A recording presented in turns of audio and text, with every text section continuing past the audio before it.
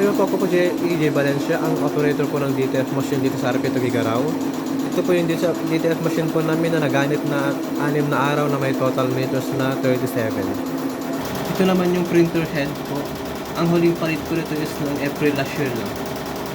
Ito naman yung cutting niya, may 90% good condition. Head clean.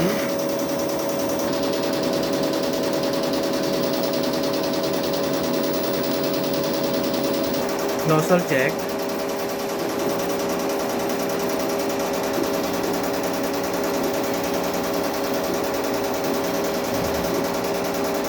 Ito naman yung ink tank area. Ang in-system level is tama lang. Ito naman yung waste tank na nalinis kahapon.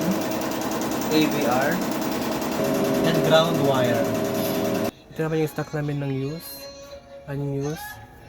DTF powder. And DTF film. Ito naman ang aming consumable withdrawal. Weekly physical inventory.